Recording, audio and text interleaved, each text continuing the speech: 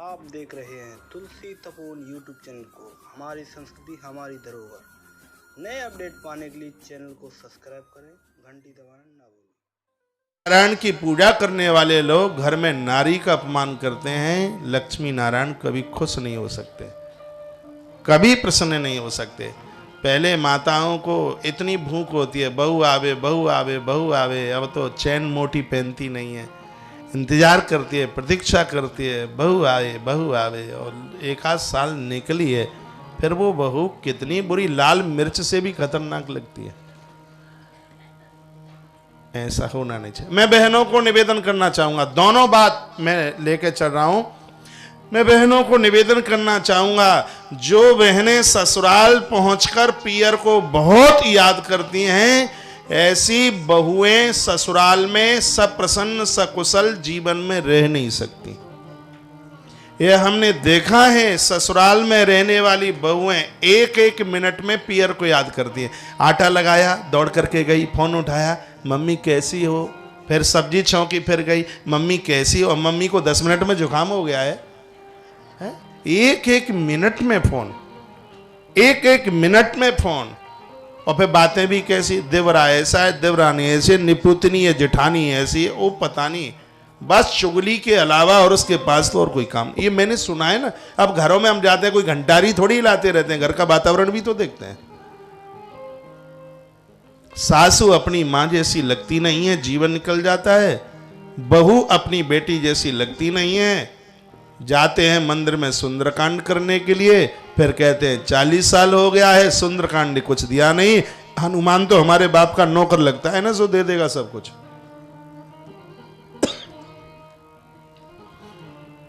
स्वभाव संभालिए, स्वभाव सुधारिए। देखिए परिवार कैसे चलते हैं। मैं एक सूत्र दे रहा हूं। झांसी यूपी में एक जगह पड़ती है, वहां की सत्य घटना है, 4-5 साल पुरानी घटना होगी। एक घर में नया नया विवाह होकर के आया।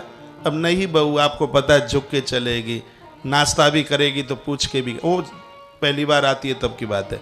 सोने जाएगी तो पाम छू करके जाएगी, नहाने जाएगी तो भी प्रणाम। वो आपको पता ही है। अब नई नई शादी होकर के आई। अब सुबह ही का टाइम था, अच्छे घर की बच्ची थी, और वो झाड़ू लेकर के जो ही लगा रही थी, तो पेढ़ैली पर एक मटके में एक 40 किलो घी रखा होगा। पहले सब सामान तो मिट्टी के बर्तनों में ही रखा जाता था। गोरिया जानते हैं आप? जानते होंगे। जो नहीं जानते हैं तो फिर तो मैं यही समझूंगा कि आप जापान के जन्मे हैं। गोरिया अपनी देशी भाषा में तो बड़ा आनंद आता है।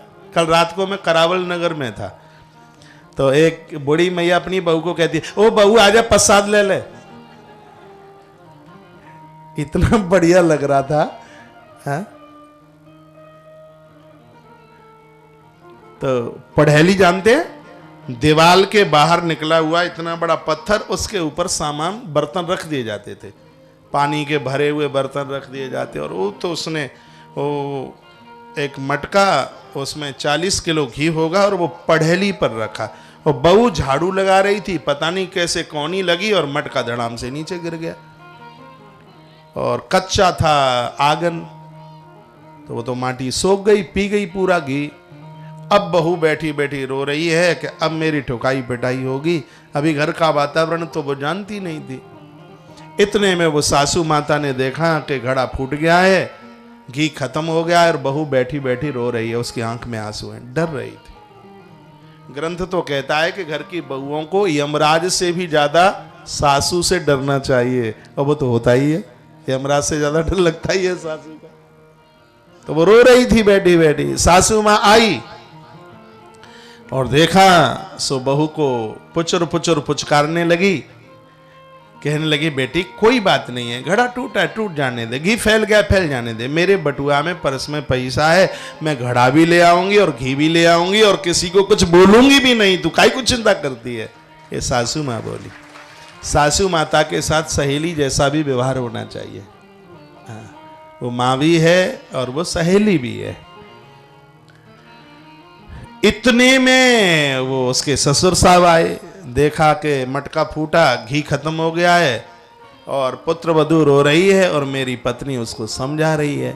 एक बात मैं आपको बोलूं, जिन घरों में सासू माता अपनी बहू के ऊपर लाड़ करती हैं तो उस सासू माता के पति, उस बहू के ससुर साहब अपनी पत्नी के ऊपर बहुत प्रसन्न होते हैं, बहुत खुश होते हैं। कभी आप अनुभव करके आप देख लेना। और कभी ये डुकरियां बहुओं को डांटती भी हैं तो वो डुकरा बार बार बोलता है, तेरा बहुत विषैला स्वभाव है, पता नहीं तेरे अंदर कब मोड़ आएगा, कब बदलाव आएगा। जीवन भर मेरे ऊपर बरसती रही, अब कम से कम इस बहू का तो पिंड छोड़ दे। वो बोलते हैं, कभी कई बार बोलते हैं। तो वो आए और उन्होंने कहा, बेटा कोई बात नहीं है, ये कहीं हमारी रिंकी से घड़ा टूट गया होता तो, बेटी का नाम रिंकी रहा होगा, कहीं उससे घड़ा टूट गया होता तो कोई बात नहीं है, तू भी तो हमारी बेटी है, बेटा चल खड़ी हो जा। वो ससुर साहब अपनी पुत्र वधू को ऐसा बोले। इतने में उस बहू का पति आया, देखा कि घी खत्म हो गया है, मटका फूट गया है, पत्नी रो रही है, मम्मी पापा उसको समझा रहे हैं। वह आया और उसने क्या सुंदर जवाब दिया। उस बेटे ने कहा मम्मी पापा को, पापा मैंने महादेव को नहीं देखा लेकिन आप मेरे शंकर हैं, मैंने परम्बा भगवती को नहीं देखा लेकिन मेरी मां पार्वती है। माता पिता को कहने लगा कि मैं जो कुछ बोलूं उसको आप गलत अर्थ ना लगाना। बाबूजी आज 40 किलो घी खत्म हो गया है, इसमें तुम्हारी पुत्र वधू का दोष नहीं, इसमें पूरा दोष मेरा था। घी तो मैं लेके आया, मुझे सोच लेना चाहिए था कि मैं इस जगह पर रखूंगा तो किसी के इशारे से नीचे गिरेगा और नुकसान होगा, ये पूरी गलती मेरी है। बहू रो पड़ी और आकाश की तरफ मुंह उठा के हाथ जोड़ रही थी, हे विधाता द्वारा से भी तू मुझे यदि इस धरती पर नारी बनावे तो मुझे सासू ससुर के रूप में यही माता पिता और पति के रूप में मुझे यही महापुरुष मिले। जिस घर में लोगों का विचार ऐसा हो, आप सोचें कि उस घर में कभी कलयुग को प्रवेश मिल सकता है? कभी नहीं मिल सकता। एक बार किसी को अपना मानकर देखें तो सही। आप ये ना सोचना कि सब गलतियां बहुओं की ही होती हैं। सासू माताएं भी कम नहीं पड़ती, उनको भी इस बात का अभिमान होता है, हैं कल की छोकरी मुदगल की बेटी हूं, सीधी कर दूंगी, है तो वो भी बोल देते है डोकरी खबरदार मैं भी कटारे की हूं, ध्यान रखना। तो फिर तो ऐसा ही होगा।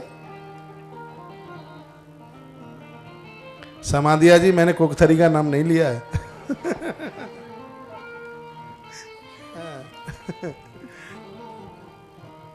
बोले बाल कृष्ण लाल की जय। कोकथरी में हमारी बहुत बुआ हैं, हमारे आधा सा काम है, समझ लो। हाँ। कृष्ण कन्हैया लाल की जय। जय जय श्री राधे जय जय श्री राधे जय जय श्री राधे श्याम। मेरी पवित्र व्यासपीठ निवेदन कर रही है, घर का वातावरण बहुत बढ़िया बना, एक दूसरे के पूरक बन करके एक दूसरे, देखो ये कथाएं कहानी किससे ना बन जाए। एक दिन मैंने बोला है कि घर को वृंदावन बनाइए, वो तब है एक दूसरे से प्रेम करें। और कभी कभी तो मुंह लटके ही रहते हैं, कोई बात ही नहीं करता है। और कभी कभी बूढ़ी माता है अपनी बेटी का सहारा लेकर के बहुत कुछ बहुओं को बोल देती है, और वो भी फिर कोई पीछे नहीं हटती है। वो तो नया खून है, वो पीछे कैसे हटेगी फिर? आप चाहोगे, देखो एक नई घटना 20 दिन पहले एक व्हाट्सएप पर मैं देख रहा था, एक वो हो सकता है तुम्हारे व्हाट्सएप पर भी वो आया हो। एक बहू अपने पिता, एक बेटी अपने पिता के पास पहुंची ससुराल से, बस पकड़ी उसने राजस्थान रोडवेज और पहुंची, और पिता वैद्य था और कहने लगा मुझे चाहिए जहर, डोकरी को मार के छोड़ूंगी। इसने नाक में दमक कर रखा है, वैद्य था पिता। उसने कहा देख बेटी पुलिस वालों को पता लग जाएगा, मुझे तुझे सिपाही लेके पकड़ के ले जाएंगे, समाज में बहुत बदनामी हो जाएगी। कहा पापा भले ही जेल आज जाना पड़े और मुझे चाहिए जलबास इस डोकरी को मारने के लिए। पिताजी ने बहुत समझाया, वो माने नहीं कैसे भी। तो पिता ने कहा देख बेटी ऐसा कर लेते हैं ना, मैं एक ऐसा जहर दिए देता हूं जो डोकरी को धीमे धीमे मारेगा। तो बेटी ने पूछा कितना समय लगेगा, उसने कहा 5 महीने वो मर जाएगी। कहा पक्का मर जाएगी? हाँ बिल्कुल पक्का मर जाएगी। तो पापा ऐसा ही होना चाहिए। तो पिताजी ने कहा बेटी जब तू जहर देवे आटे में माड़ करके रोटी के साथ में जब तू उसको देवे तो थोड़ा डोकरी की सेवा करते रहना, नहीं तो फिर कहीं शक हो गया ना तो परिवार उजड़ जाएगा। कहा ठीक है। सो वो पुड़िया लेकर के गई और रोटी बना करके बुढ़िया को दे दी।